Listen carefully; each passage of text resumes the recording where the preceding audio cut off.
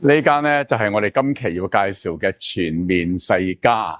呢條路咧好難揾嘅，其實都如果你唔熟元朗嘅話，因為前邊係冇車行嘅，係啦。咁咧就呢個後邊有牡丹街啦。咁呢度就係用要識元朗就好容易揾，同埋好多元朗街坊都知道，即係呢間全面世家呢個店咧有好出名同好好食嘅粉麵嘅。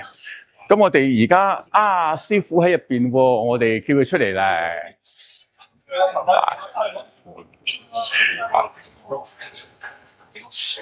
呢一位就係老闆光師傅，黃明光師傅。好啦，多多指教。我哋不如入去試下你哋啲美味啦。好啊，歡迎 OK， 歡迎好 ，thank you。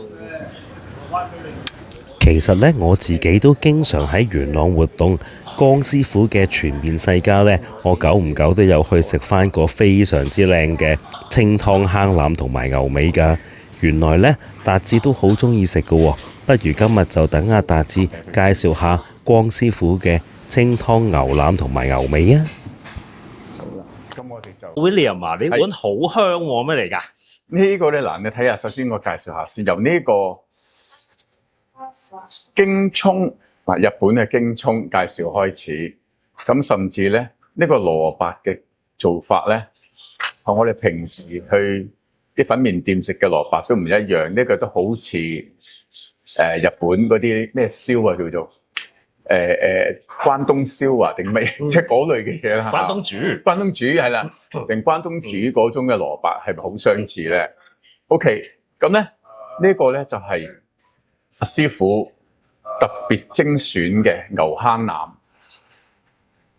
係啦，出名嘅呢度係，即係你而家江師傅呢度食牛腩咧係最經典㗎啦，牛坑腩你見到啲即係肉啊，同埋嗰啲即係啲不膠原嘅膠質嘅嘢咧，就喺埋一齊嘅。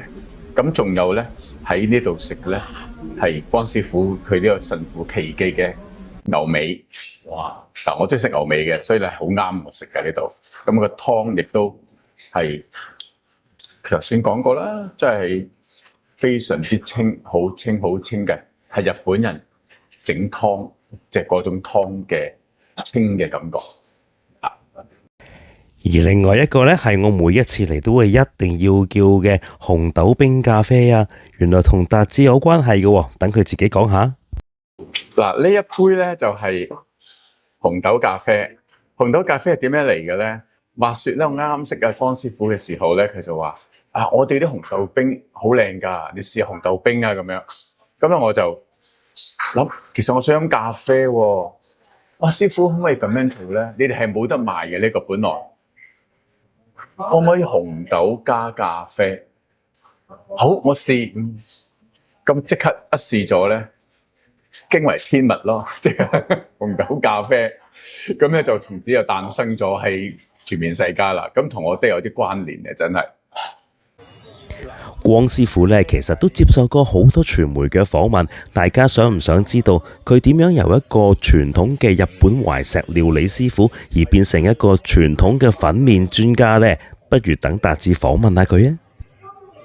師傅，嗱呢個就係師傅啊，江師傅啊。係光師傅，唔係江師傅。江師傅係佢個名字，唔係佢個姓。佢姓黃，三畫黃嘅黃，黃榮光師傅。咁咧就係呢間全面世家嘅老闆，當然都係大廚啦。但係咧，江師傅係好神奇嘅。佢本來咧，佢唔係做呢一類嘅飲食嘅，佢係做好高級嘅日本嘅懷石料理嘅師傅。係啦，師傅你話俾我哋聽啊，多多指教。話俾我哋聽，你點解會轉行咧？由呢個唔係轉行咧，由懷石料理師傅變成一間麵店咧？其實喺個機緣巧合之下，我哋又會接觸到，即係我係好慶幸、好幸運啊，係可以接觸到我哋嘅本土嘅飲食文化。呢個係我嘅光彩嚟㗎，都係有賴於當時我家姐係做緊。呢個粉麵嘅，所以我就有機會去再接觸呢個學業咯。所以繼而就今次呢一個訪問呢，真係好特別啦！師傅呢，除咗講翻佢自己嘅出品啦，講翻粉麵店之外呢，仲講咗好多人生哲理啦，同埋佢自己嘅一啲經營理念，我真係獲益良多啊！大家係咪好想繼續睇呢？請留意下一集啊！講呢個粉麵嗱，粉麵其實就係個底啫。